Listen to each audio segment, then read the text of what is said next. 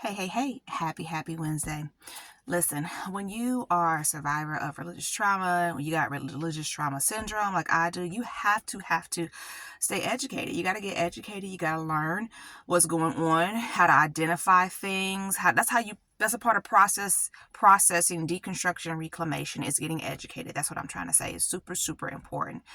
But along with the education, this is why support is so needed. It's across the board, but especially when you are one of Jehovah's Witnesses, a lot of the books that are out to help just aren't they're Christian books, but they don't use the same wording that we use. So sometimes there's a measure of what I call translating, right? You got to just remember, okay, it's talking about this or it's talking about that, or some elements are just so different that it can be kind of hard to follow along, but you still pull out what you can pull out, and to be able to apply it to yourself for the purpose of healing. So I say all that to say that support systems are super important. What I did was I went on Facebook, right, and just typed in religious recovery, and just started looking through different support groups that I thought would benefit me. But also, what did I find when I was in those groups, and I've spoken about it before? Even when I was in those groups posting and saying, hey, I'm one of Jehovah's Witnesses, this is my journey, I don't want to exit, is not feeling as welcome or not feeling so well doing that. So then posting anonymously, which is why I created my Facebook group, Sisters Living with Religious Trauma Syndrome, or JW Sisters Living with Religious Trauma Syndrome. So that is the purpose of why I created that Facebook group. So that it's possible for individuals who are going through what I'm going through to have support, is what I'm trying to say. So if you don't know who I am, real quick introduction. I'm Myra Cassidy, empowerment coach, religious trauma specialist, writer, actress, and you're watching Sisters Living with Religious Trauma Syndrome. What is this about? This is about me trying to raise awareness to an emerging field, that of religious trauma, because unfortunately I haven't.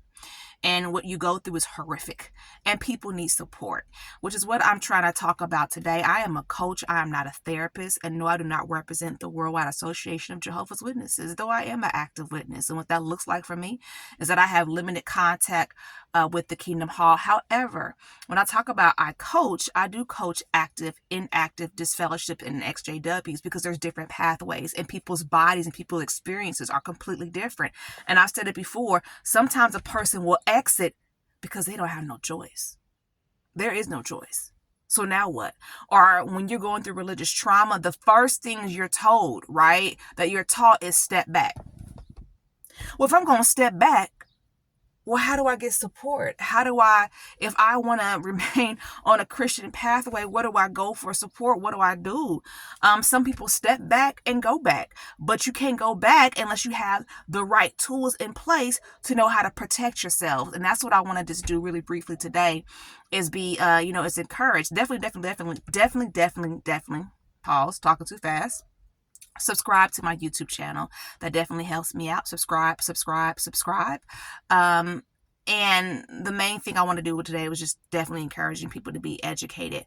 One thing I want to share about it, when I first started, what threw me back was when I first started to look into religious trauma, because literally a domestic violence professional brought it to my attention. She was like, look, your religion is your abuser. I'm like, what? Your religion is your abuser. Research it.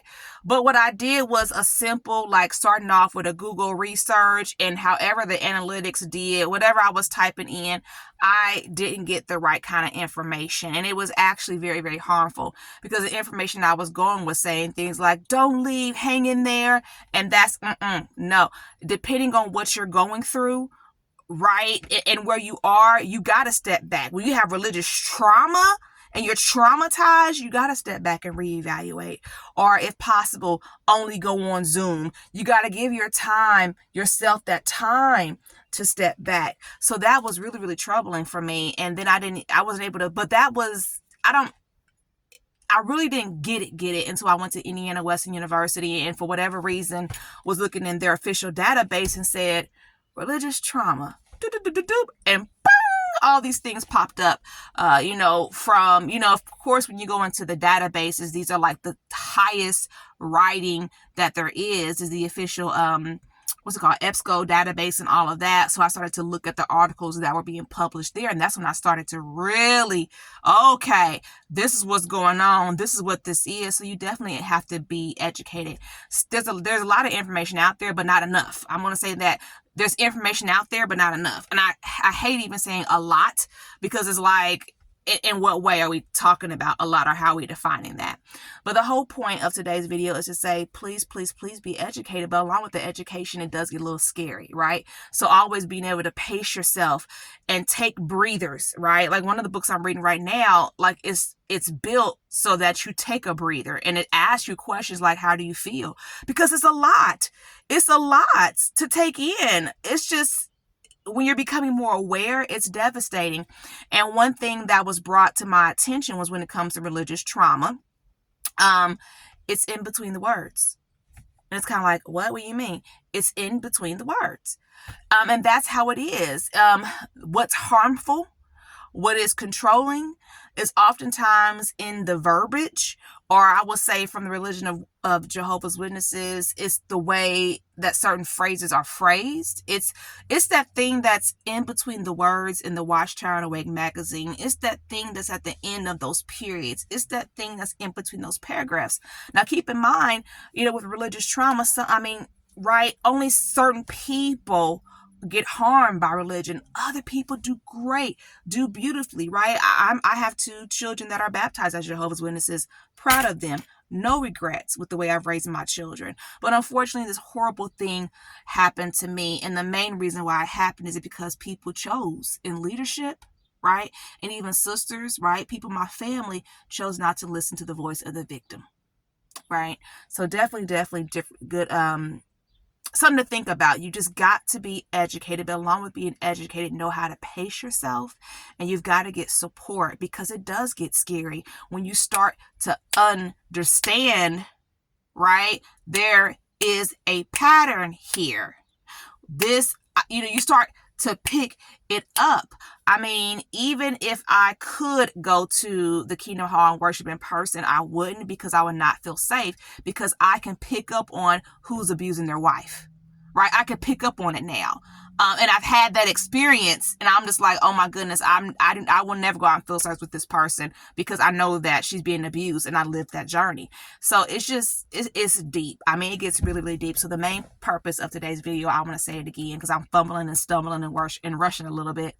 Stay educated. You got to get educated, but also you have to pace yourself. You have to know when to put it down and breathe and write and journal. You got to have support as you're going through this process, because it is a lot on you. It is a lot. So definitely keep that in mind. I apologize. I am kind of rushing today. Have a happy Wednesday. Protect yourself. Protect your children. Heal correctly.